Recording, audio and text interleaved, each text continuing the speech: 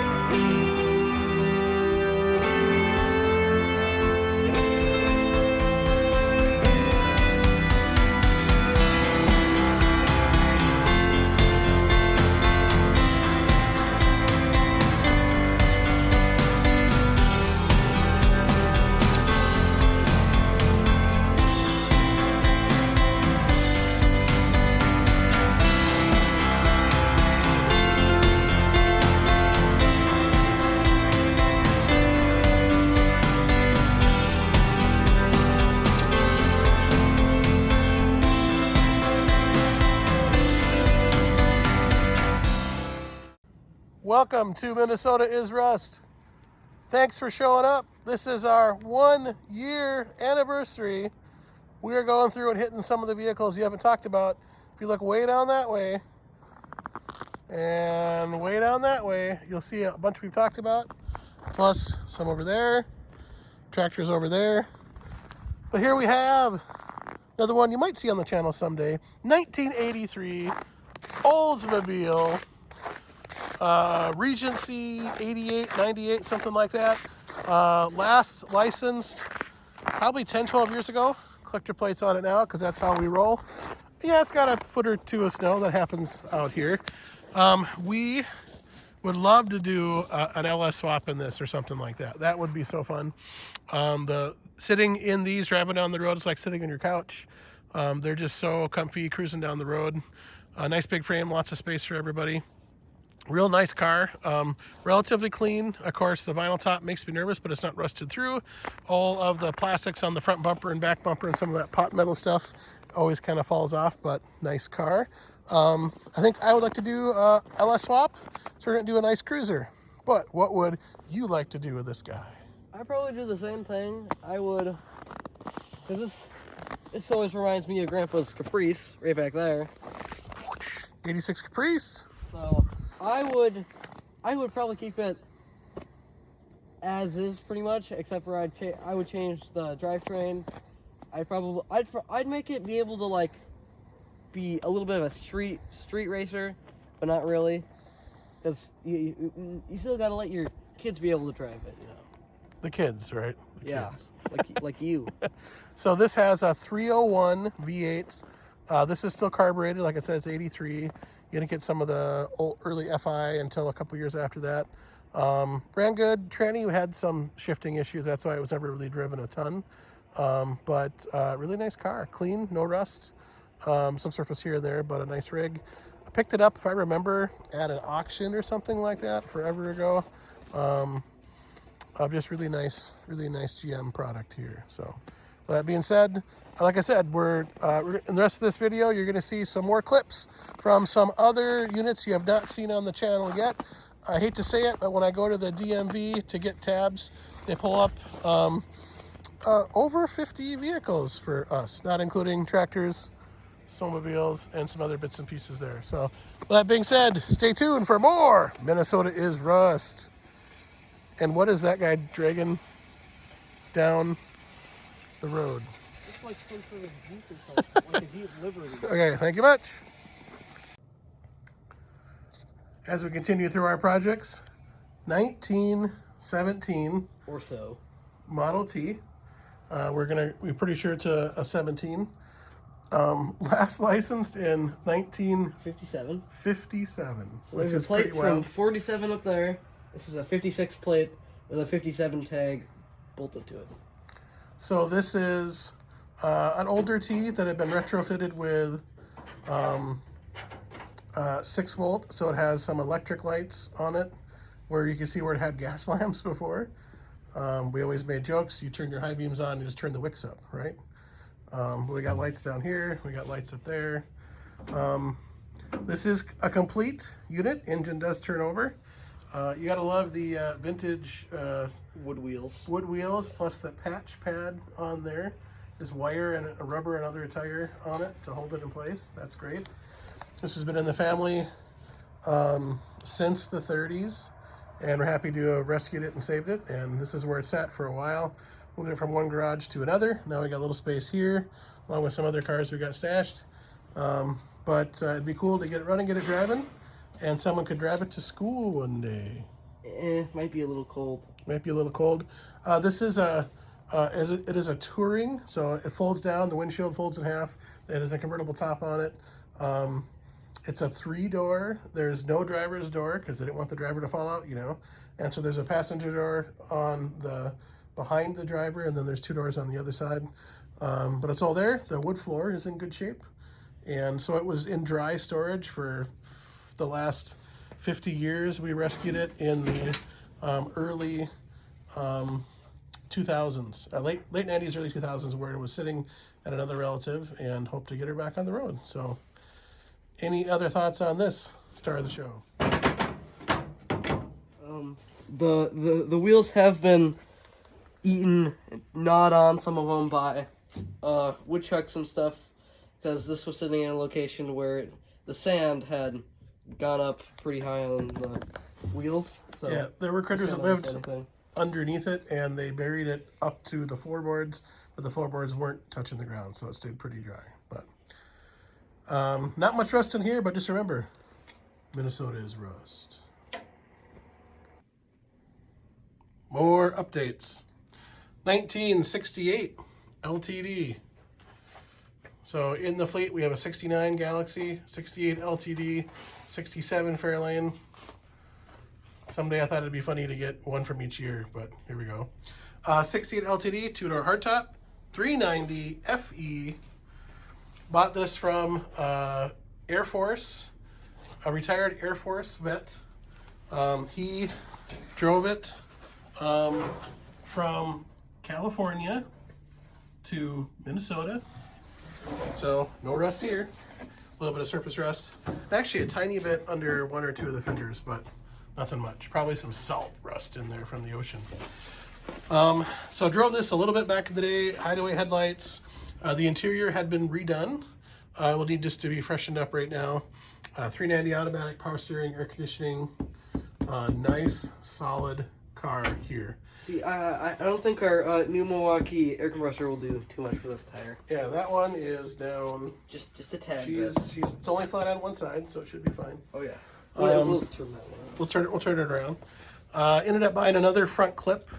There's a guy that moved in town 10, 15 years ago. Got a whole nother front clip, new set of hideaway headlights, everything. These all work good, but just we're missing some of the chrome. Notice the duct tape right there. Really nice car. This was on the list to get running, I think it was 2 years ago. And believe it or not, we put a battery in it and started it, and the motor seized up. We would drive everything, all of our rigs, we would drive once a summer. Anything that we had kind of in storage, just to make sure it was good. The tranny was a little slippy, so the C6 needed some work. But the FE is stuck. So we just paused. We don't want to hurt anything. I'm going to go through, pull the valve covers off, pull the transmission out, make sure nothing is stuck. Zoom, zoom. It's not a Mazda, but it's close. Really nice, solid car. Needs a little bit of work, but not super far from being back on the road. If we had a chance to go through the drivetrain, just super busy with everything else. But we will. Are you done over there, kid? Are you done? Zoom, zoom. Our goal is to kind of keep it as a cruiser. I should say my goal is to keep it as a cruiser. Lower it down a little bit. It's got a 3.0 or a 275 rear end, so a really nice cruiser. It got decent mileage from when I drove it. You would get 12, 13, which was good enough for me at the time. Okay, star of the show. How's that? Actually, there, barn dust, quick. Put that in a bottle and we'll sell it. We got some diesel action going out there. What would you do with something like this? Well, because yours, I probably wouldn't destroy it. I would see what other. I'd probably just put a FE in it, based on the other FE parts that we had. Hold on, it's got an FE in it. I put another FE in it. Oh, okay. Should we rebuild this one, maybe? Maybe, or we could put a higher horsepower one in because we have parts. So 68 has semi-decent high compression still. It's either 10 or 10.5. Down in the comments, please correct me if I'm wrong. 2-barrel carb, so it makes like 280, something like that. We got a few 4-barrel intakes we can slap on. And yeah, so we can even other blocks and stuff that could be usable for this to go zoom zoom with 2 exclamation points. Yeah, zoom zoom. Nice, really nice car. Bought it for like $1,800 or $2,100 or something like that. Not gonna find that anymore. Back in the mid '90s, when you can buy this stuff all day long and nobody wanted it. So happy to have snagged it up and bought it from probably about 30 miles away from where we are. And like I said, it traveled across the country, ended up here, and here we are. The full front clip it's either in that trailer or it's right on the other side of the wall. It's over there somewhere. So we got extra parts if we need it. But with that being said, thank you much. And don't forget, Minnesota is rust. Better get an interior shot. 1969 Ford Galaxy XL 2-door hardtop, out-of-state car. Not a factory. That's not factory. Right now we currently have it holding up some extra insulation, but that's okay. This is my high school car, or one of my high school cars. 429 big block, just 2-barrel, so I made about 320, something like that. Nice car. Tiny bit, 1 speck of rust in the driver's side floor. I just let it run, yep. Ooh, there we go. That insulation frosted over. Don't need that insulation right there. Engine runs good. You notice there's some slight. We got some minor damage in the front. I hit a deer in 1994, maybe Something like that. hit a deer. Got the insurance money, bought parts, and then just bought other cars like this LTD and things like that. So bought all the parts, parked it. Never drove it in the winter. I drove this to high school, drove this to college. My wife and I's first date was in this car. Absolute unit. Big beast. I pulled with the chrome off of it. I was going to go through and fix it up a little bit. Never got that far. The original color wasn't it blue? Original color was blue. It had been repainted this red. A little bit of body work filled in where some of the dents were, as you can see. You can even see like the speckling and stuff. So pressure washing it, it'll take this red off and it's down to primer. XL sports roof is pretty cool. So the rear window kind of kicks in a little bit, sticks in. I remember we pulled the engine out because it had a frost plug that was leaking water. Like, I had to stop at the drinking fountain at school and fill the radiator up to drive it home, and I knew it was going to be a problem. Actually bought a brand new radiator and fixed the cooling system up. It was all great. So you see that great big 4-core AC radiator, and now she's bent up. It's busted. Me and Grandpa, we had the front, half the front clip. It was just chopped right there, and we have it. We all took it apart and put it in a trailer, so it wasn't in our way. Yeah. So when I bought parts, we got a new hood and got the front clip that had all the hideaway stuff, all the vacuum operated guys. Yeah. So too bad. As you can see, you know, when I was driving it, new master there, went through all the gaskets, pulled the engine out. There was literally 4 wires attaching this engine to the whole rest of the chassis, so that was cool. This big Ford 9 in the back, 275 rear end. It would shift into second at 50 and third at a speed higher than 50. We'll just leave it at that. I'm not flexing, but it was one of the fastest cars in my high school back in the day when people were buying, you know, they were getting Berettas, and I thought that was cute, but this was nice. Regularly, I'd get 10, 11, 12 miles a gallon. If you stay out of it, I would get 13, so I stopped trying to go fast with it, and or stopped trying to go slow. And like I said, college car, high school car, hinges need a little looby-dooby, but always push back. But unlike a square body, these don't kink for the most part. They get done what they need to get done. So I don't know what I'll do with this through the years. You just got body slammed by a deer. What do you think you'll do with this someday? Well, first, I would probably, I like the red, but I would probably take it back to like a blue maybe. Take it back to its original color. Because we have a green Galaxy type thing. LTD. And then we have a blue, and then we actually have like a grayish one. It's gray at the moment. Yeah, we got a couple. And like a darkish blue would look cool on it. Of course, I do that too because all the front end parts are all green. The extra ones that we have. Yep. To do this, I wouldn't put the chrome back on. Keep any it of the trim. I just leave like bumper and like the rails around the windows and stuff. And then I'd probably keep it all Ford for the most part. So we got a couple 460s. That'll be kind of fun to pull this 429 out and then build a 460 for it. Real quick, what was it last tagged? What was the license plate last tagged at? 98. 98. So finished high school in 94. Like I said, I drove this for a while. Never in the wintertime. By the way, rear-wheel drive V8 full-size old Ford would not get you anywhere in the winter anyway. But with that being said, thank you much.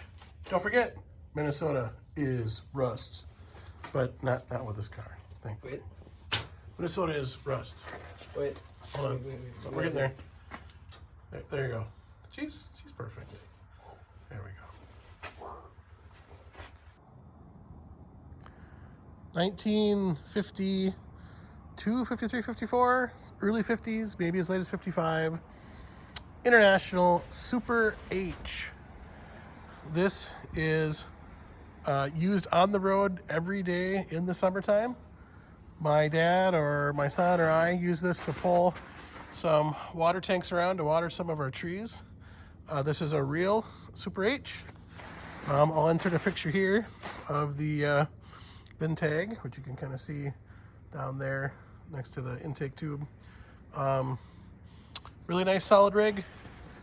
As long as you keep exhaust pipes on there as they rust off, keep some kind of antifreeze in there, change the oil once a year, change the brakes, or redo the brakes, check the brakes, all that. They just keep going. Tires get expensive. We put tires on the back. Front tires aren't too expensive, so we'll run those till they go. Back tires cost some money, plus they are a bear to put on if you've never done that. Had this in the family for a really long time, and like I said, we use it to work every day in the summertime. So no trailer queen here, no time to put fresh paint on it. No time to put new stickers on it. But if we ever get to the point where we want to retire it and get something a little bit newer, or pull a trailer with one of our trucks or something like that, we could go through. You can get everything you want for these out of catalogs and mail order, and a lot of companies we buy parts from, Steiner, Yesterday Tractor, etc. Yeah, these old International is pretty simple to work on, really reliable. They do what they need to do, and maybe someday someone could drive this to school. Maybe someday. No. Maybe not. Okay. I want the trip to take less than like 24 hours. Yeah. So if you've ever had the chance, you know these have all the granny gears, and then they got a highway gear. Maybe you'll get 18 miles an hour or something like that. But nice tractor. Like I said, use it every day in the summertime. Great, reliable unit here, and thank you much. 1970 Chevrolet C10 Custom, 354 barrel, 350 automatic, and this legit has a posi 10-bolt Chevy rear end, maybe a 12. This year, all the hubs are 6-bolt hubs. If you know, you know. This we picked up for parts well before they became really collectible. We thought about stripping it down, scrapping it out, doing whatever. But now we've just kind of held on to it. Yeah, it's rough. It's kind of one of those zebra cars. You got a blue door on there, kind of a light green in the front. When it's cold, snow makes noise, by the way. I'll talk after I stop walking. So this was picked up off of our my great uncle. Just getting rid of it. You can kind of see the Bondo and the rust and everything else. Side was caved in from. It was picked up with a forklift, if you could tell. Side caved in from moving it with a forklift. It's got hood in the back. It's got another Ford hood in the back, and engine stuck. Tried turning it over 20 years ago, but it's a 70 350, so it might be something good in there. It's right next to where we keep our Super M wide front ends. You never know how many wide fronts you need for international for mid 50s International Super M. So we got a spare. No, it's not for sale. We had to go buy that a year ago. We bought that a year ago. In there for spare parts. For spare parts. So I don't know. This would be cool to do. You know, you shave the front off, do it for a wall hanger. You use the back of the bed for, a workbench, something like that. But we'll kind of dig in there when we get a little bit more time right now. But a couple of videos here you're seeing, we're just hitting some of the other projects, if I can speak, that you haven't seen. You've seen some of the others over here in that row. Some of those others, you never know how many fuel oil tanks you need. Some of those others right there. Nice Suburban there. But this guy, like I said, picked up for parts. Maybe we'll dig into it or just strip down what we can and sell off what we don't need. That grill is sharp. A little banged up, but I just like to front into those. So with that being said, we can just push that back. That aluminium is just fine. Maybe later. Maybe later. With that being said, thank you much. 1970 C10 Custom 4-barrel 350. Minnesota is rust. Minnesota is really rust. Minnesota has some rust. It's rust. Minnesota is. Minnesota is rust. 19 something, late 30s, early 40s, International F12. This is our only steel-wheeled tractor, I think. Yeah, it is. Been in the family for a long time. Right now it's currently holding up a few green treat poles, but we'll get there. There's a large hole in the side of the block because Grandpa, when he was a child, and his siblings thought it would be a good idea to start it in the middle of the winter with water in the block. So it needs some work. Maybe a flathead V will go in there. I don't know. So yeah, I kept this around through the years, and it'd be cool to do something with it and do more than just lawn art with that. The old stories go as when the ground was frozen, it was really hard to ride in because it was so bumpy with those steel wheels in the back. You'll see sometimes people will drive these in the parades. They will put chunks of wood in between the lugs so it smooths out and doesn't make horrible marks in the road on parades. But old F12 Farmall, nice rig. Someday we'll put that together a little bit better and do something with it. Minnesota is rust. Continuing on with our international collection, another F12, another H, all in various parts, modes. Center one has a sand bucket on it. Currently buried in the snow. Yeah, we took out the hydraulic cylinders and actually scrapped them last year because they actually blew the tops out because they were full of water. That happens in Minnesota sometimes. Yeah, so we just took them out because the whole loader arm is all kind of rinkety-dinkly put on. The F12 on the left, that's got rubber wheels on the back. They're rusted out in the bottom though. Rusted out, but you know, that happens sometimes. Fine. Minnesota is rust. Yeah, 3 more internationals here. Stole some parts off through the years and maybe worth putting back together. I don't know. But we'll keep them around just because they make you feel good sometimes. Oh yeah. With that being said, Minnesota is rust. International Farmall, brought to you by Minnesota is rust. Farmall H. What's that one? Super C. Super C. So this one, old cultivator tractor, no wheels on the back, sitting on a rotten log. It's okay, it's frozen. Another Farmall H in the back. Don't remember much about that. Another Farmall H in the back, another cultivator tractor. All these ran once point in time. Yeah, this one's missing the rear wheel, like Dad said. This has a belly blade on it that I'd always use for scraping. So Super C, you don't see those much these days. It's got a belly blade that's go wider than tires. Great for driveways. We used it for motorcycle 3-wheeler tracks back in the day. Smooth out the ruts. Yep. Not a lot of power, but it was a great little tractor there. That H has a M excavator on the front, and we haven't stolen much parts off of that. That tractor, if you notice the hood's bent up, that was ripped like that in the tornado, same as that H, and same as that H, so that's why, if you notice, pretty much all the tractors have bent hoods. We had a tornado come through in 2008. Year I was born. Good year, And good then year. This tractor is probably the worst out of this group. We've stolen the most parts off of it because of that. This past summer when we were making sure it would turn over, the magneto actually clicked on us when it was going. That was kind of funny.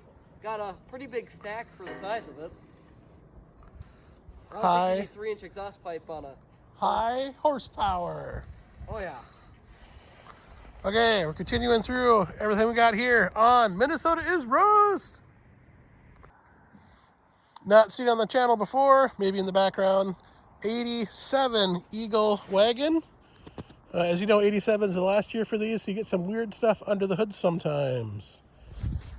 1987 Chevy Caprice. This actually does not have fuel injection. This was ordered just with a carburetor.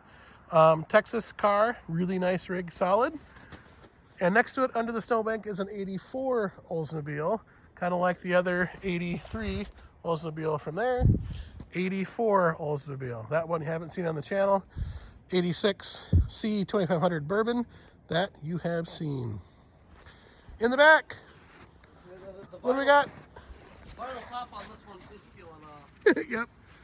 Back there you got an 86 Eagle 4-door, can barely see it. Next to our 53 R120 Rat Rod Project International, 86 4-door Eagle. You've seen other videos of our SX4s, a couple other Eagles here and there. We had a lot of Eagles growing up. Good, reliable cars. Ball joints ate up. Transfer cases got eaten up sometimes. Other than that, they were decent.